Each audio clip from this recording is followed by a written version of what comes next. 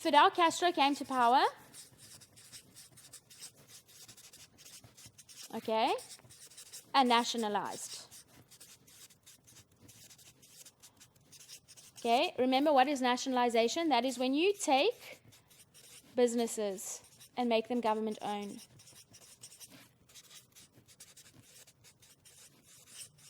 Okay?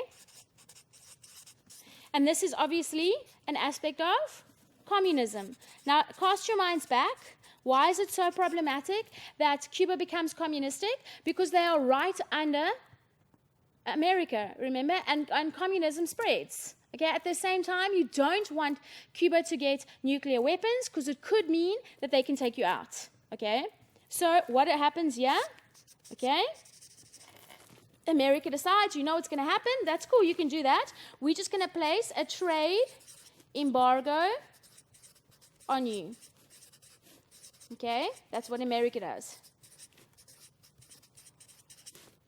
Okay, America places a trade embargo on Cuba, which means no trade of sugar.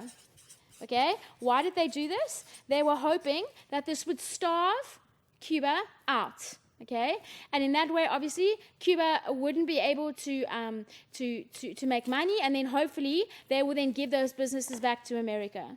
Okay, but we know at this point who comes to Cuba's aid. Okay, who comes to Cuba's aid was Russia. Russia says, we will trade with you. Okay, we will trade with you. Now, guys, this is very problematic, okay, because this is communism. Basically, we are now seeing that communism is going to be entrenched. Okay? So, what happens? What happens? America has to be firm on this. This has to be stopped. Okay? So America decides, you know what? We're going to stop this. How are we going to stop this? We're going to implement an invasion. Okay? They try and invade, called the Bay of Pigs. Okay? But now, this is an aggressive attack. This is aggressive. Okay? So in other words, Cuba has to be aggressive back. So what is Cuba going to do? Cuba's going to say, no. You tried and attacked me once beforehand. So you're aggressive. In other words, we need to defend ourselves. Okay? So what do? They go to Russia and say, Russia, you need to give us nukes because we need to defend ourselves in case there's another attack. Okay? So this obviously leads to Russia giving Cuba nukes. Okay, and that is where we are at this point in time. Okay? You can see how the circle has occurred. Okay? You can see how it started from when Fidel Castro came to power. Ooh, this man's dangerous. He's just nationalized our business. So in other words, America says, fine, you nationalize our business, you take our business, we're going to place a trade embargo around you. In other words, we're not going to trade with you. Okay?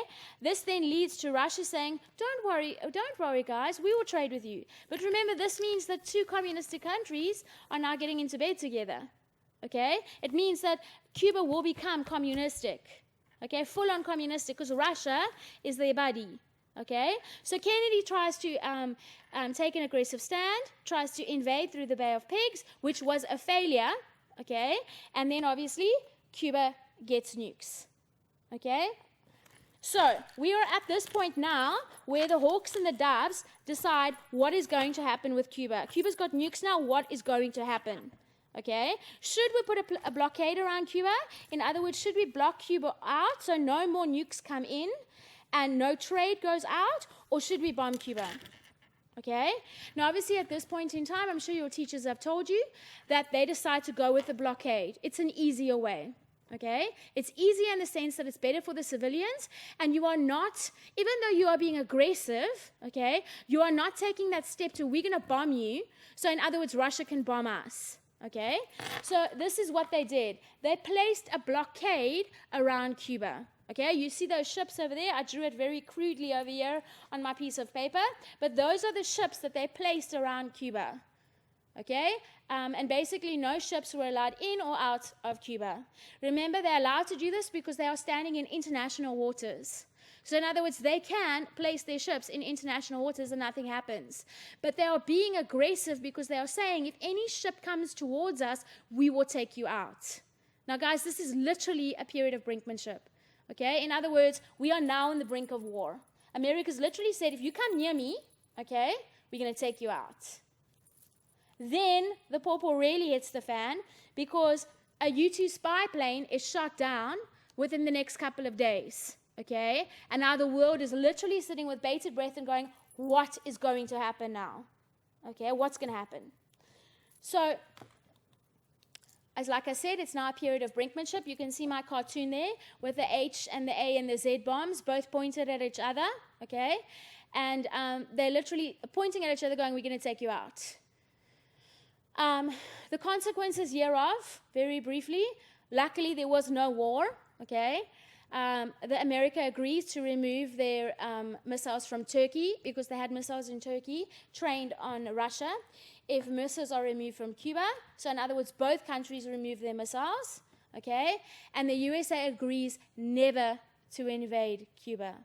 So at the end of the day, guys, the real winner over there is Cuba. Look at that. Cuba may never be invaded, okay, because of that contract or that treaty that is signed.